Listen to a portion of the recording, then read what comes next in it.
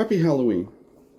I thought this year I would do something fun, and we'll see if I'm able to do it. Maybe I'll do it every year. I wanted to read some of my stories for you for, the next half hour or so. I was going to start out with a couple of flash fiction stories because they're always fun. Back in 2020, I wrote Mayhem Murder Terror, a flash fiction horror story collection. So I thought I would read a couple of the flash fiction stories from that collection. And then, sorry, I had to fix that. I would read this, the Holiday horror book. I always thought it would be fun to write a holiday horror book. So last year, I just did it. And then this year I released two books called Something Evil This Way Comes and Blood Rose. And I'm just going to read like the first chapter out of it, which, may not be quite so scary or terrifying because, as you know, first chapters tend to sometimes only be a setup, but there is some blood and violence in it for you, so. The first flash fiction story I want to read is Crash Kill.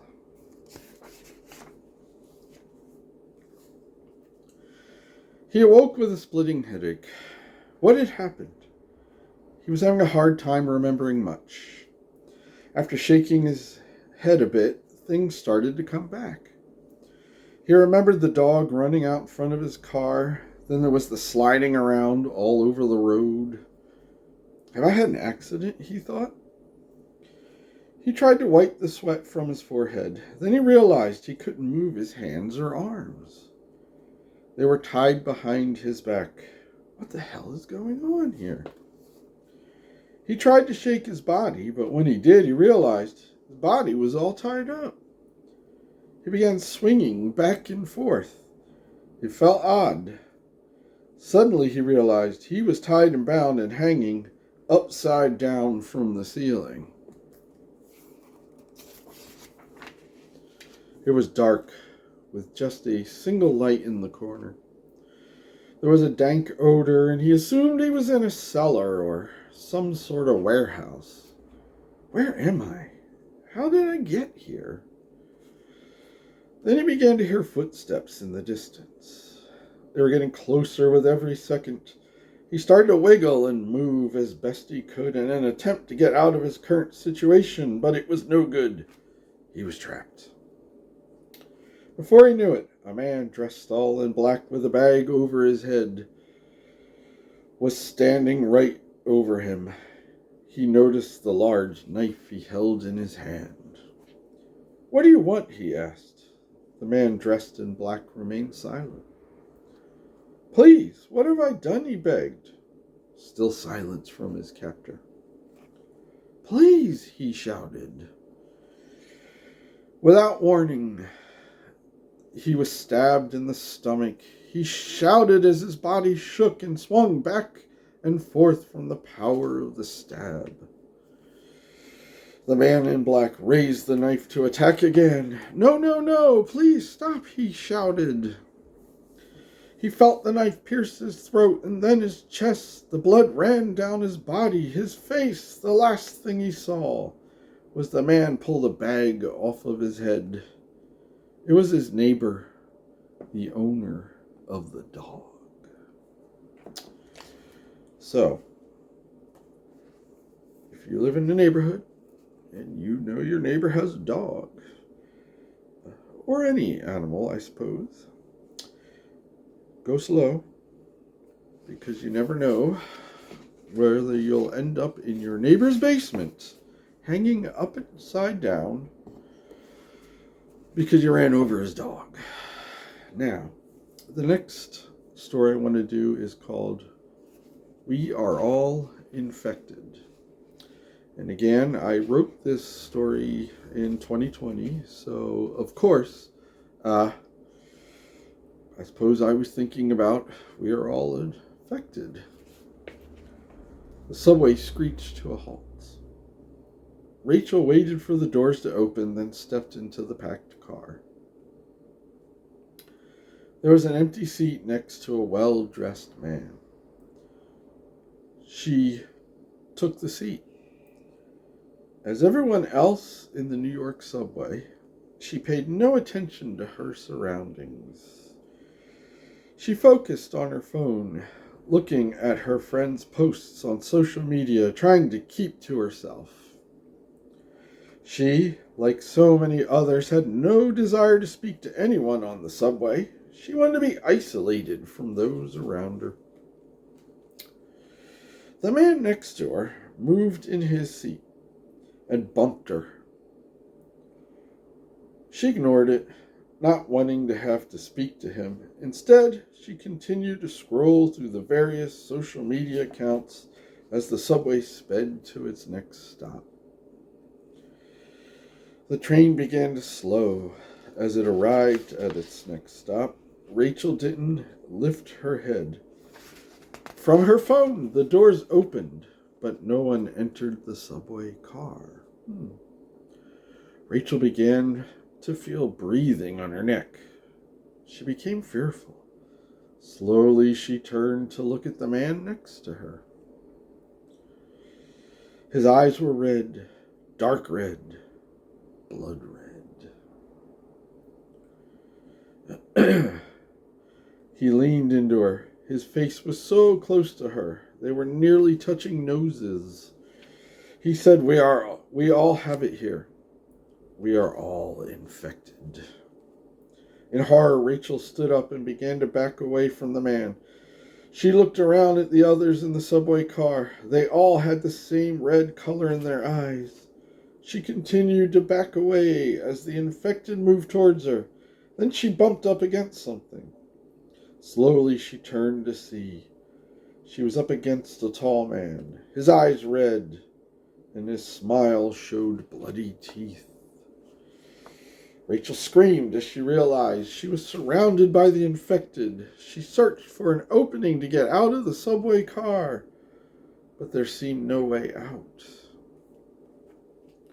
Back, she shouted. Stay away from me. We are all infected here, the man said again. Rachel went low and ran at the door to the next car. Although she was a tiny person, she felt it was her only way to get out. She charged the man near the door, and to her surprise, she made it past him and through the door. She found herself between two cars on the subway. She had a sense of relief that came over her. Thank God, she said. Without looking, she opened the door to the next car and entered. It was also packed. She grabbed a pole to hold herself up as the train rocked through the subway tunnel. A man holding on to the same pole looked down at her and said, We all have it here. We are all infected. So when you get on the subway, look around, check things, just in case you don't want to find out that you are surrounded by people who are infected. That's just not going to come out well for you. More than likely. So, let us move on to something maybe a little more fun as well. Now, I decided last year, after having thought it over for some time, that I would write a holiday horror book. And the title just sprung into my head. We wish you a scary Christmas and a bloody New Year. So I'm going to read to you a chapter called, Would You Like a Cookie? William Went was the local town crank. He complained about everything all the time. Most of the town had learned to ignore him and his rants. He especially hated the carolers who sang in front of his house every single year. Each year, a group of people from town gathered to practice and then roamed the small town, spreading what they see as happiness. They were all ages, from small children to senior citizens. But not everyone thinks of it that way. None more than William. He always made it well known how he felt about the meddling carolers on his lawn. But that year something strange happened. William opened his front door and stood there while the carolers sang their songs. He had never opened his door during caroling at his house before, except to throw things at the carolers. A group of carolers thought perhaps they had finally reached William, and he was showing a bit of holiday spirit for the first time. Then, an even more shocking thing occurred. William offered the group to come inside and get a cookie or two. The carolers stood there for a moment looking at each other, trying to figure out if he was being serious. "I'm being serious," he said. "I actually took the time to make cookies."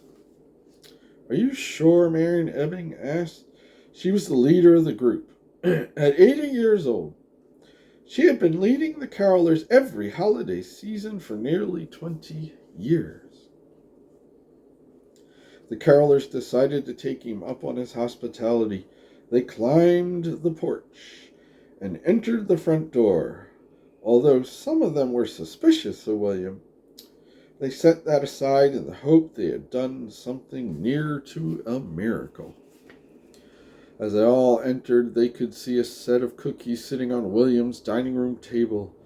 There were all kinds of cookies: chocolate chip, oatmeal, snickerdoodle, mint chocolate chip, and chocolate with chocolate chip.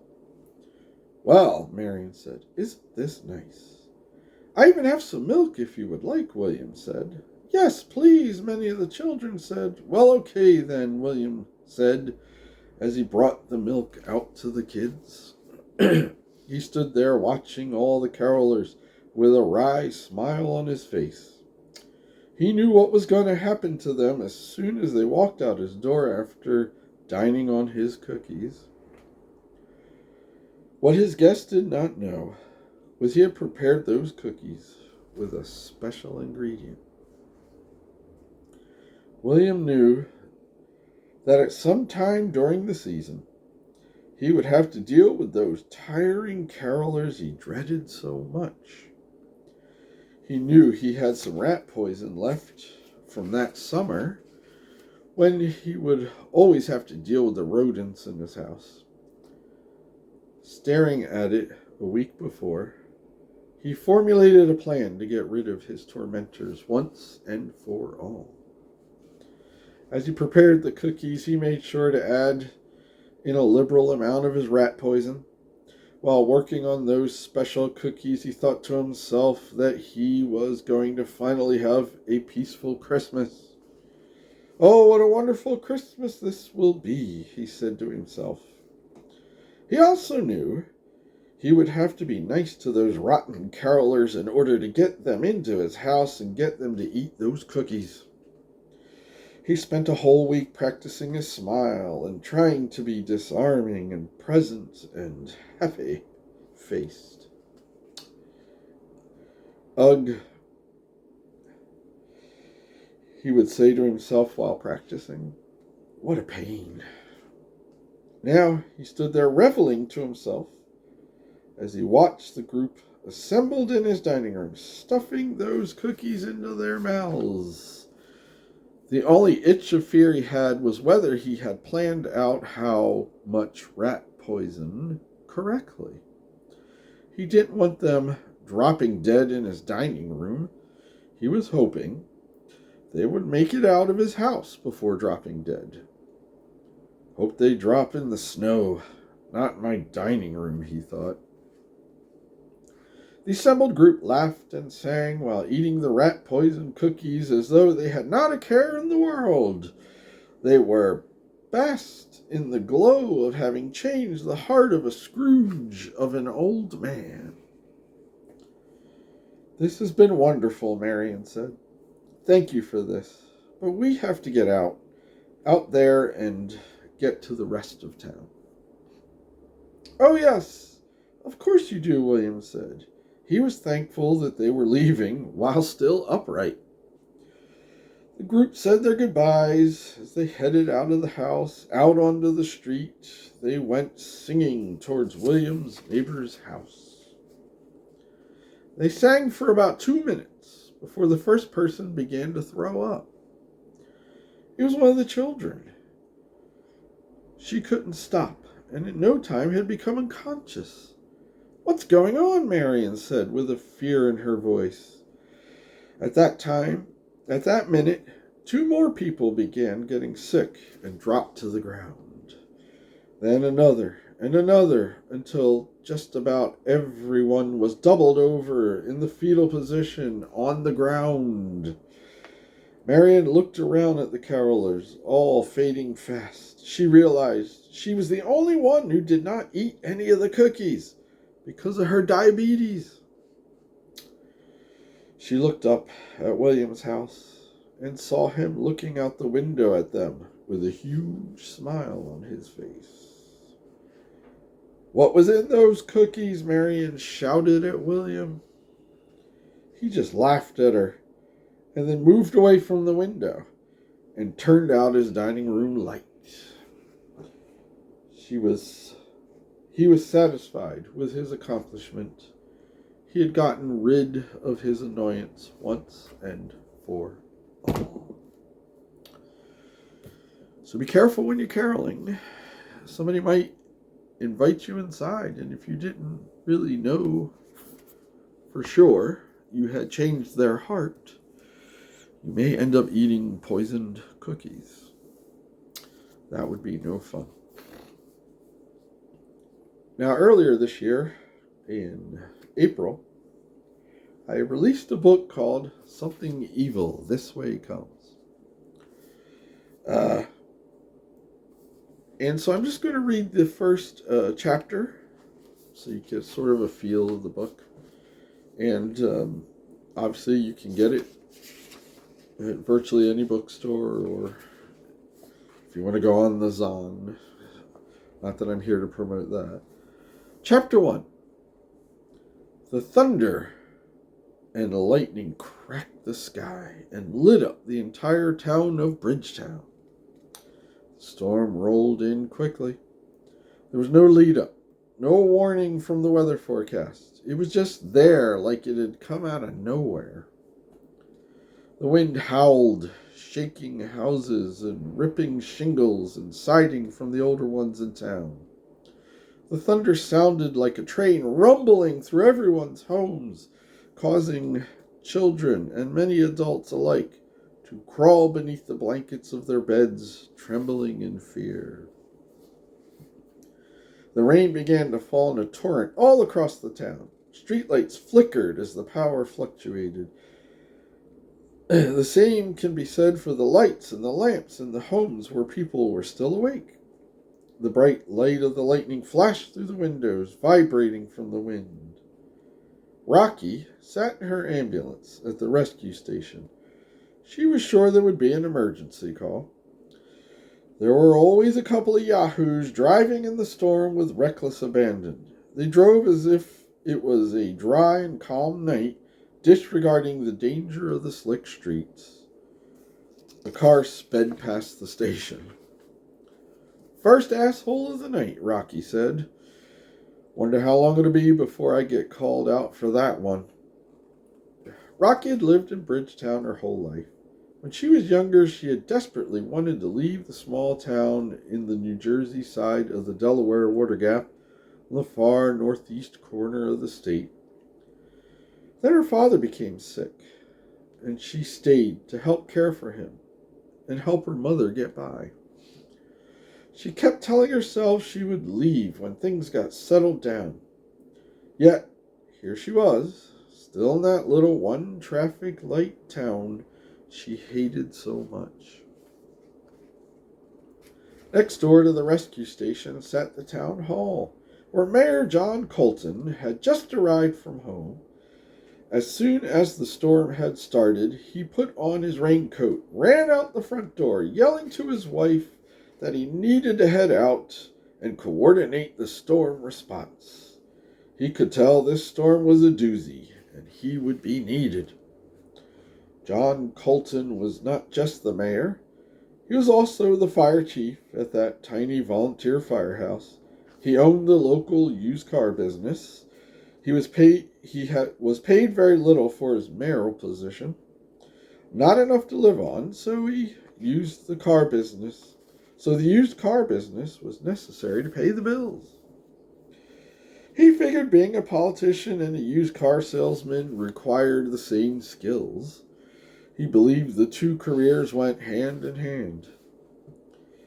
He crashed through the front door of the town hall, went straight to his office and plopped down into the fake leather chair behind his desk.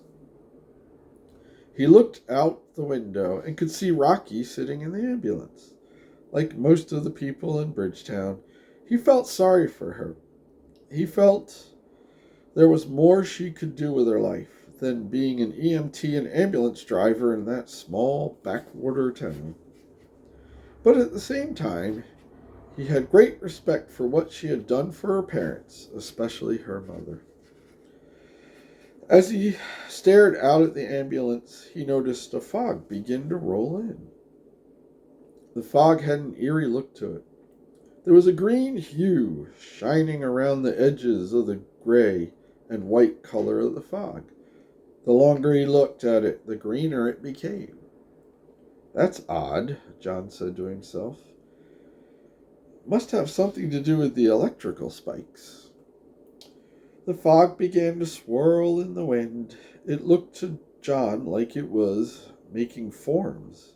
He could swear he saw the green making the shape of a man. Then he thought he could make out a storefront. What the hell? He questioned himself. Then, just as fast as the fog appeared, it began to disappear. John got up from his chair and moved right up against the window. He peered out and watched the fog roll away down the street. "What in the world?" John asked himself out loud. As he was watching the fog roll away, he noticed Rocky looking at him. He waved to her. She waved back. He wondered if she was thinking the same thing he was thinking. He mouthed the words, "Did you see that?" She didn't understand at first. She shrugged her shoulders. He mouthed the words again. She nodded yes. She had understood. Carol Baumberger looked out her window at the storm outside. She worried for her daughter Rocky out in such a dangerous storm. She noticed the green-hued fog as her daughter and the mayor had. "What is going on?" she asked herself out loud. "Rocky, I hope you are all right." She wanted to call Rocky's cell, but she had been chastised by Rocky for calling her while she was on duty. So she just stood there, staring out the window, hoping the storm would subside. Then she noticed the fog roll past and clear out. She watched it go until she could see it no more. "Thank goodness, at least the fog is subsiding," she said to herself again. She blew out a deep breath of air. Just then, Rocky's radio sprang to life. It was Officer Bram Shell. He was one of only 3 officers in the small police force in Bridgetown. "Rocky, come in," he said. "This is Rocky. Go ahead, Bram," she responded on her radio. "We need you down here on 5th, Bram said. "Got it. I'm on my way," she said. Rocky turned on the lights and siren and headed out of the rescue station towards 5th Avenue. She noticed the storm had begun to slow down. She was glad to see the rain slowing to a trickle. She knew that would reduce the craziness. Then she remembered she was already on her way to a scene. "Fuck, I hope this is an easy one, she said to herself. She was tired and really had lost her tolerance for stupid people doing stupid things. Then she saw why she had been called down to Fifth Street. There, laying upside down in the middle of the street, was the car that flew down the street past the rescue station. A man was hanging out of the car window, and a streak of blood ran into the gutter. What a shock, Rocky said. Just another dumbass. She climbed out of the ambulance and grabbed her equipment. She walked over to the car and looked down at the man. He's dead, she said to Bram. Why did you call me? He wasn't when I called you, Bram said. Well, shit. Call the coroner, Rocky said. She looked behind the car at the store. It was a bookstore. In the window was the sign that read, The Dark Knight Bookstore. When did this happen, she questioned. Bram looked at the shop and said, You got me. Rocky peered through the window of the shop. She saw what she thought were glowing red eyes in the dark. She jumped back away from the window. What the? She said. What? Bram asked. There, Rocky said, pointing to the window. What? Bram asked again. In there, look, she said.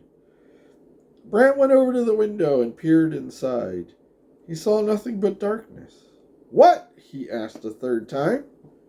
Don't you see it? Rocky asked with a tinge of hostility. See what? Bram asked, getting irritated with Rocky.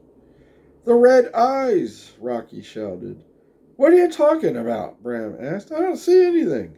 What? Rocky asked. She stepped over and peered back through the window. There was nothing but darkness. I'm telling you, I saw glowing red eyes, Rocky protested. You're crazy, Bram said. Rocky looked at Bram. He was glaring at her with disbelief. Yeah, Rocky said. Maybe I am.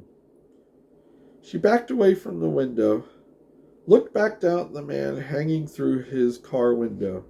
Call the coroner, she said, and climbed back into the ambulance.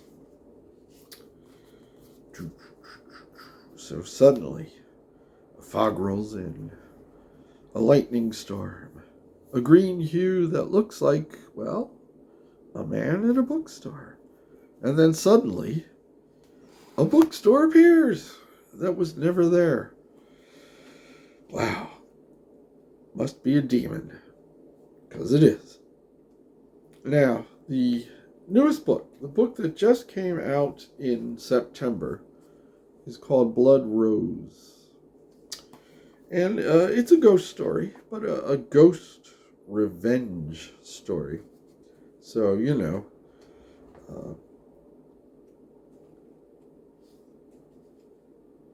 they come back to get you because they know you did something. And you may have done something that caused them to die in the first place. So, part 1. The couple left the playhouse and began walking down the sidewalk. They were dressed up for their night at the theater. The play was a world-opening performance set in the early 1900s. It starred a young ingenue named Rose Matterhouse. It was a chilly February 29th at the dawn of the 21st century. Even though they were well bundled up, the young couple shivered and was comforted by the young woman shivered, and was comforted by the young man. Thank you, she said. We can't let you freeze, he responded. She smiled at him and they both laughed. Absolutely not, she said, then snuggled into his coat. The two walked on down the sidewalk, when all of a sudden, a man came running out of an alley right in front of them. He was young like them, thin, and sweating profusely. He had a large blotch of red on his jacket. some of which rubbed off onto the other man's coat when they collided. "What the heck?" the woman said.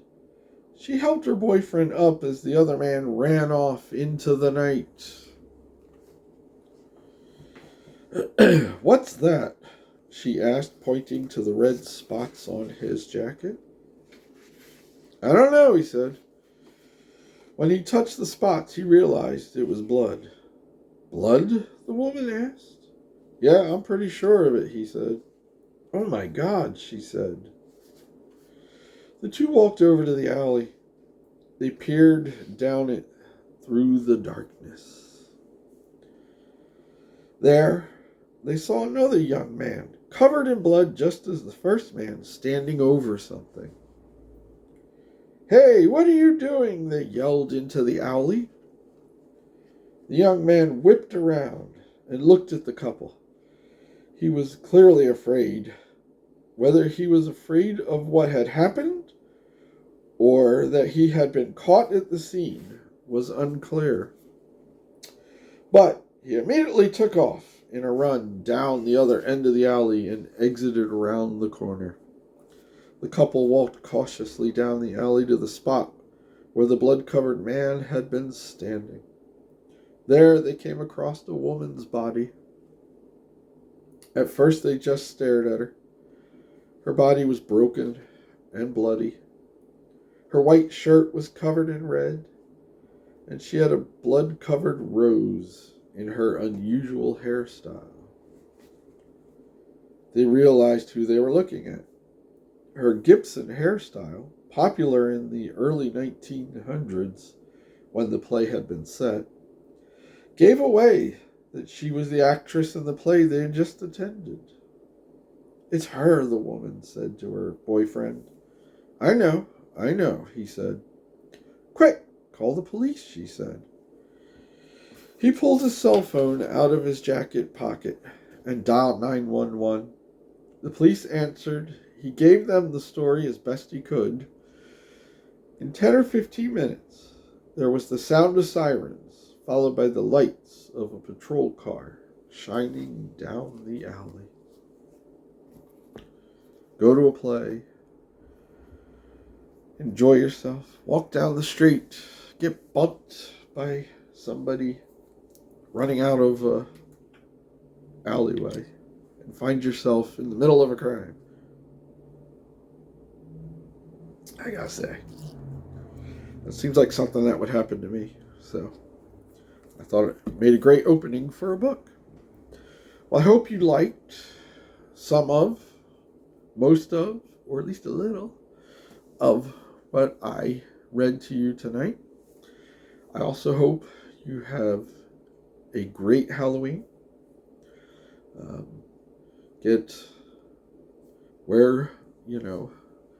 Hopefully you had great decorations, fun costumes, a decent party maybe, whatever.